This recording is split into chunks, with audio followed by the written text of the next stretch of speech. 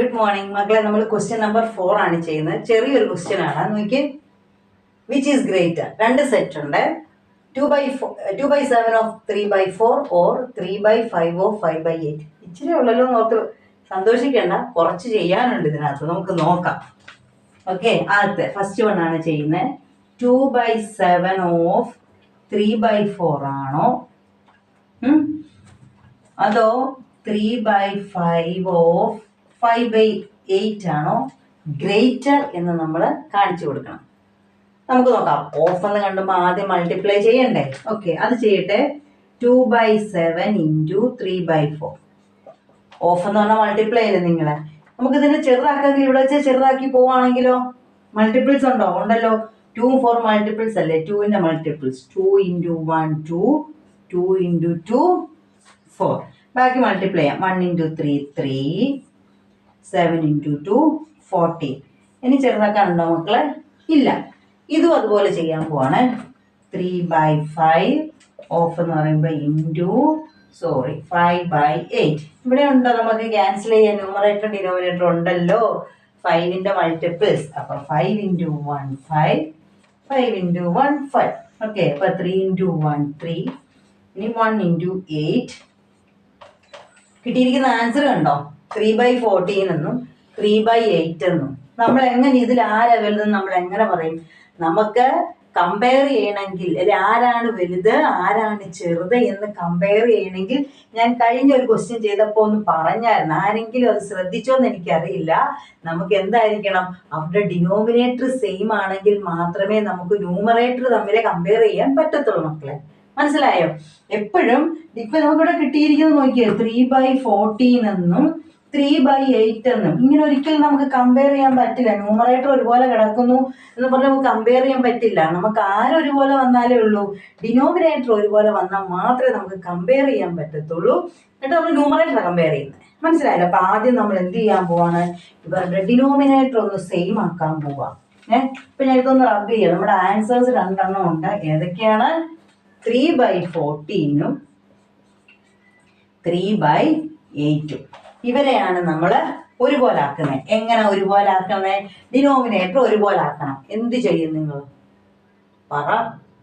നമ്മള് LCM കാണും. ആരുടെയൊക്കെ? 8ന്റെയും 14ന്റെയും. അതായത് ഡിനോമിനേറ്റേഴ്സിന്റെ രണ്ടിന്റെയും കൂടെ LCM കാണും. 14 എന്നും 8 എന്നും വേണമെങ്കിൽ എഴുതി ചെയ്യാം. അങ്ങനൊരു പ്രശ്നവും ഇല്ല കേട്ടോ. ഞാനിങ്ങനെ എഴുതിയെന്നും പറഞ്ഞ.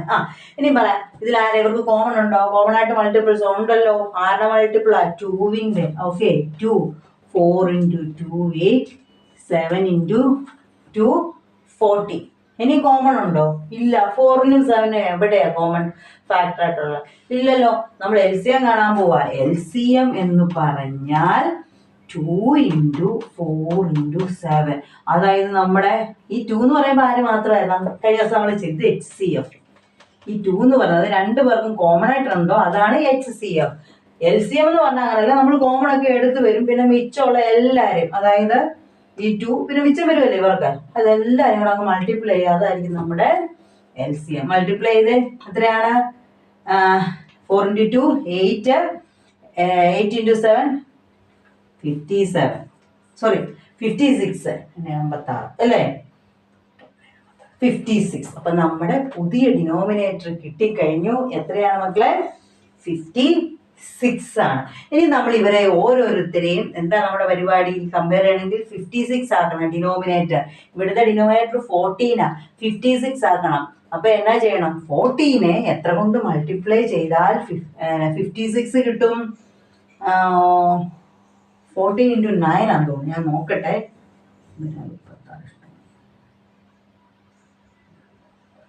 അല്ല 4 തോന്നുന്നു.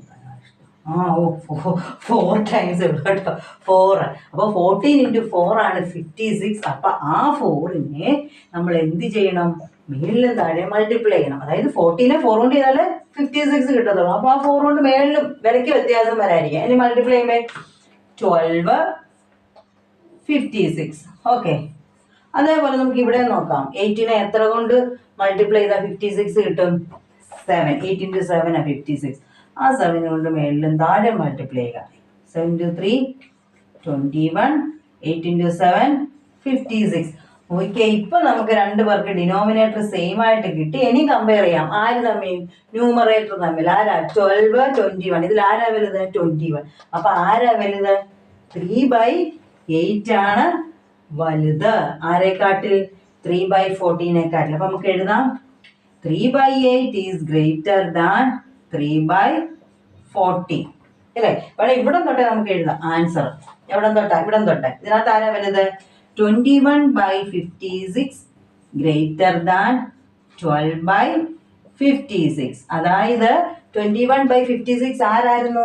ആരെ ആക്കി എടുത്തതാണ്? 3/8. അപ്പൊ നമുക്ക് എഴുതാം 3/8 ഗ്രേറ്റർ ദാൻ 3/14. ഇനി ഒന്നുകൂടെ ഫൈനലായിട്ട് നമ്മുടെ ആൻസറെ കൊണ്ടുവന്ന് നമുക്ക് വെക്കാം. ഏതായിരുന്നു നമ്മുടെ ക്വസ്റ്റ്യൻസ്? എന്നായിരുന്നു? ഇതാ 2/7 ഓഫ് 3/4 ആണ്. അതിന്റെ ആൻസർ ആണ് 3/14. 3/5 ഓഫ് 5/8 ആണ് 3/8 അല്ലേ? അപ്പൊ ഈ 3/8 അല്ലേ വലുത്? അപ്പൊ നമുക്ക് 3/8 ഒരു ആരെ എഴുതാം? ഇത് ഏതാണ്? That is 3/5 of 5/8 is greater than 2/7 of 3/4. മനസ്സിലായോ മക്കളെ? എന്താ അങ്ങനെ എഴുതുന്നത്? ഇതാണ് നമുക്ക് ഫൈനൽ കിട്ടിയത്. അപ്പൊ ഇത് ആദ്യം എഴുതി. അപ്പൊ ഇതിന് പകരം ഇത് കിട്ടിയത് എങ്ങനെയാ? ഇവരെ ആക്കിയതാ. അപ്പൊ അത് എഴുതി 3/8 ഗ്രേറ്റർ ദാൻ. ഈ 3/8 കിട്ടിയത് എങ്ങനെയായിരുന്നു? ഇവരെ തമ്മിൽ മൾട്ടിപ്ലൈ ചെയ്തപ്പോഴാണ് നമ്മൾ തൂത്ത് കളഞ്ഞത്. അങ്ങനെ ലാസ്റ്റ് ഇങ്ങനെ ഒന്ന് എഴുതി വെക്കണം.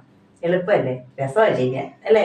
ചെയ്തു വരുമ്പോൾ രസമാണ്. ആദ്യം നമ്മൾ മൾട്ടിപ്ലൈ ചെയ്തു, പിന്നെ അവിടെ ഡിനോമിനേറ്റർ സെയിം ആക്കി.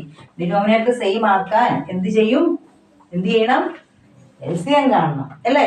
ഓക്കെ, നമുക്ക് സെക്കൻഡ് ക്വസ്റ്റ്യൻ ചെയ്ത് നോക്കാം. ഇൻട്രസ്റ്റിംഗ് ആണ് അല്ലേ? എനിക്ക് നല്ല രസം തോന്നുന്നു ചെയ്യാൻ. ഫസ്റ്റ് അടുത്ത് ചെയ്യാം. സെക്കൻഡ് 1/2 ഓഫ് 6/7 ആണോ 2/3 ഓഫ് 3/7 ആണോ വലുത്? എങ്ങനെ ചെയ്യും നിങ്ങൾ പറ.